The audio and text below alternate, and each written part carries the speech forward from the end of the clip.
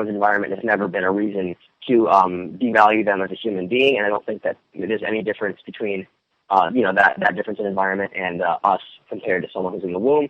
And the fourth and final way that I'm going to talk about our differences compared to those in the womb is degree of dependency. An infant in the womb is obviously much more dependent on its mother than I am, for instance. I just moved out. I'm at college now, and even compared to how dependent I was on Mom, 3 months ago, I'm a lot less dependent on her now. And an unborn child is wholly and completely dependent on its mother. And going back to my six-year-old sister, I've gone back a few times, but she's definitely more dependent on my parents than I would be.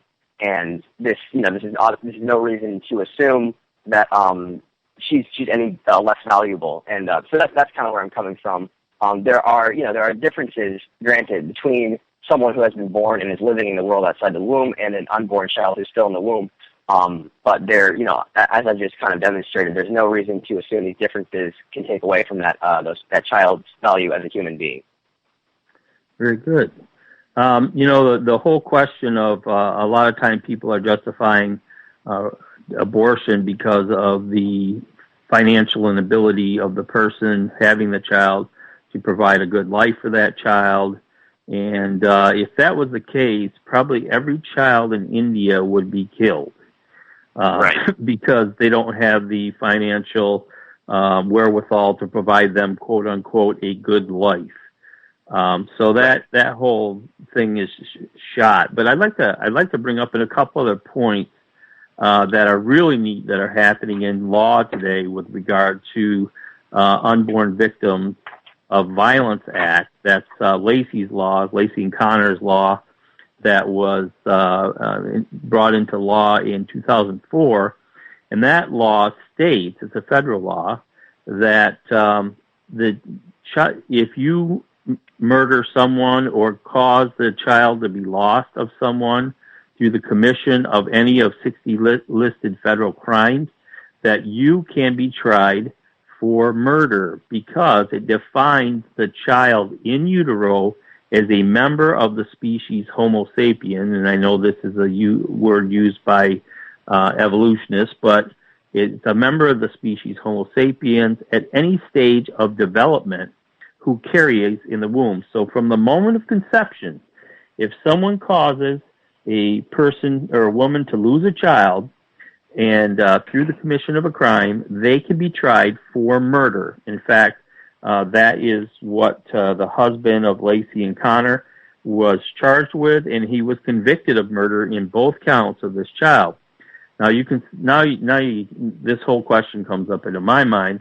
Now, how is Roe versus Wade, which allows abortion, saying that the child is not a human being, it's just a mass of tissue, and then this law states that it is a child, that it is at any stage of development a child in the womb, a human being in the womb, and then we have that dichotomy in our law. So what I'd like to see is someday somebody bring a challenge against Roe versus Wade with regard to this law, the Unborn Victims of Violence Act, that clearly defines a child at any stage of development in the womb as a human. So I think that's just an interest. What do you think about that law? Well, you know what? I think our society today is definitely confused, and on many issues chooses kind of a position of ignorant bliss. You know what? I'm not sure if it's a child or not. I prefer not to think about that. Basically because the consequence is, if it is a child, they really don't want to think about, the gravity of what's happening today to many unborn children. And I think that, those laws are definitely contradictory.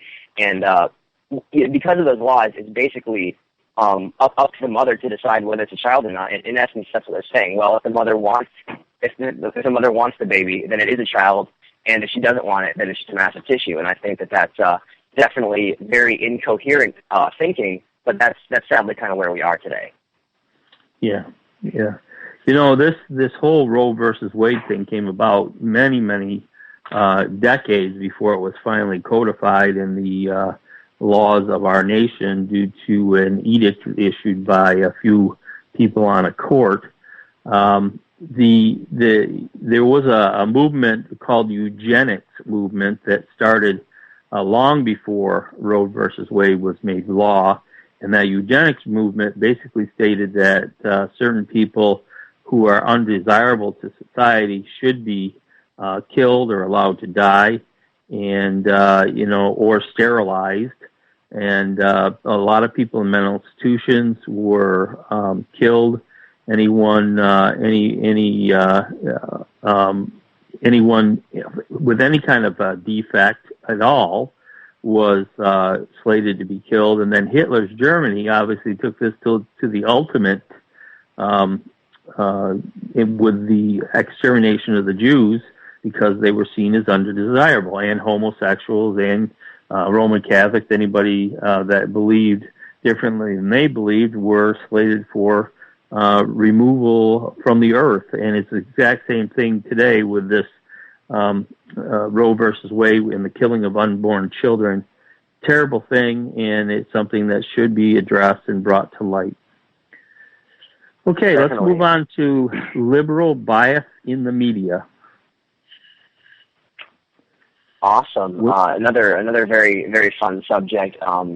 First of all, I want to start off by saying that I think it's near impossible to find a source of media these days that isn't biased in one way or another. I think the large majority of the media is biased liberally, and the section of the media that is not biased liberally, I think, feels the need to compensate sometimes and be a little more biased on the conservative side of things, just to compensate for the liberal bias. So I always have a very hard time finding, whether it's an article online or whether it's a TV program or a radio show, I always have a very hard time finding something where you really don't detect a whole lot of bias.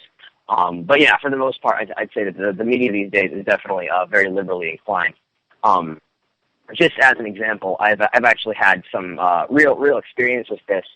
Back in, I believe it was February of this year, I had the opportunity to go down to Washington, D.C. and take part in the March for Life that happened down there. And it was a crazy scene. There were miles and miles of people marching, and basically as a testament to their pro-life ideals. And every so often, walking along, you might see one or two people who are holding signs that had pro-choice messages on them. But you'd see them. They're few and far between for sure. The vast majority of people there, 99.9% of the people who were taking part in any sort of protest that day were on the pro-life side of the issue. And when I saw, and so I was down there and I was immersed in that. And then when I saw later, watching a TV program concerning the March for Life, the clips and the footage they chose to show on the program were just ridiculous, and it almost made it seem as if it was kind of a 50-50 split between the pro-life and the pro-choice sides. And being down there and seeing everything firsthand, I knew that was completely, doctored and very, very biased. And so that was just one of the instances where I personally felt that bias. Yeah. Yeah, we see that in so many ways. One of the things with regard to back to law again, because I'm this show uses the Constitution and the amendments and the Bill of Rights and all that to justify and defend many of the Christian liberties that we've been given.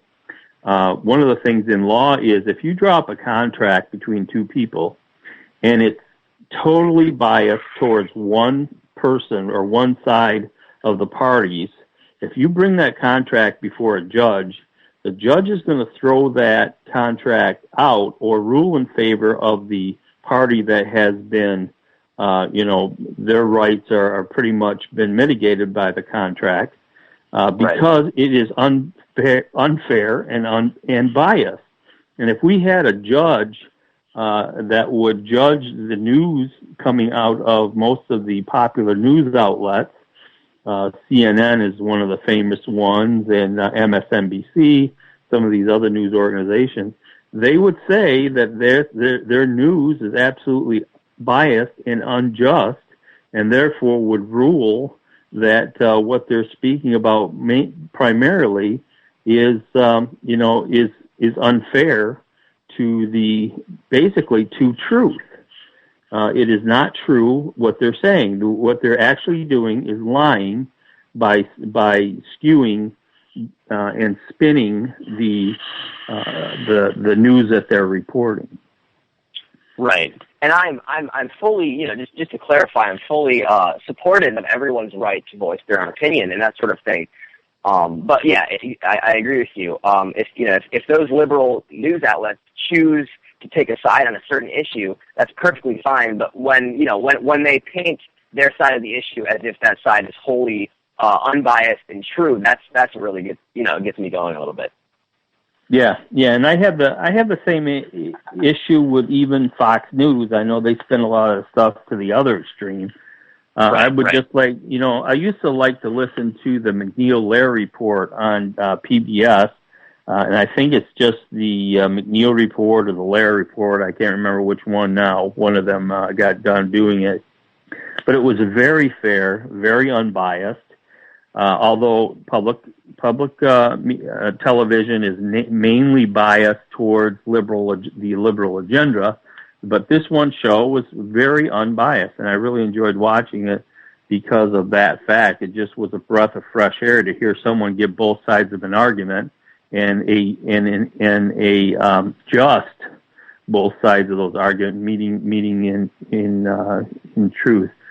Just want to point out something before we go on to the next topic, because I said I would do this on today's show. I went to Detroit this weekend.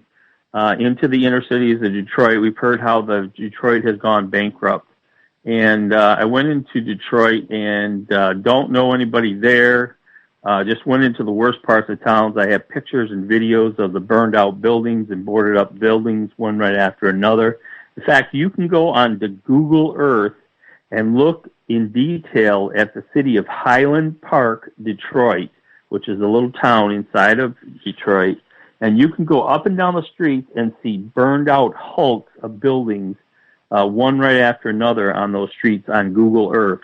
So if you'd like to look at some evidence of what I'm talking about, you can do it there. But what I did was I didn't want my wife to stay down there because I was afraid for her safety. So I told her, look, just drop me off in Detroit, and I'll try to meet some people. You go somewhere else and somewhere safe, and wait for me, and then I'll give you a call to come back and get me. So she dropped me off, and I started walking up one of the side streets because I didn't want to stay on the main streets. I wanted to meet people, near their homes and in the neighborhoods. And I got to this one street called 2nd Street, and I heard some arguing going on, some loud voices, and I just said, hey, I'm going to go over there and see what's going on. I went over there and sat down. I just sat there where there was a group of people that were there and got to know them, got to talking about them and how the issues in Detroit's bankruptcy are affecting their lives. And the people were very open and very kind to us. And before I left, I was there 2 or 3 hours, and I met probably a dozen people in that period of time. They were wonderful to me, gracious to me, very kind. In fact, when my wife showed up, and I had given her a call to come on in and pick me up, when she showed up, they all hugged her and, thanked us for coming there that day and talking to them. And so I'd just like to give a shout out to the people in Detroit I met. Since I got all their phone contact information. I'll be featuring some of their discussions on a future show, but I just wanted to give a shout out to these people in Detroit. God bless each one of you, and let's move on to the next topic of evolution in public schools. Sweet. Another one of my topics that I definitely I'm very passionate about speaking about. Essentially, evolution to the at the point we are in time right now and in society, evolution has been completely, and when I say evolution, keep in mind I'm talking about the idea that macroevolution is occurs and is somehow proven by science. Microevolution is a different story, and if you'd like later on, I can make a distinction between the two. But when I generically refer to it as evolution, I'm referring to macroevolution. But the point where we are in schooling and in society at this day and age, evolution is painted as fact, and as if it's somehow proven, and that I've seen creation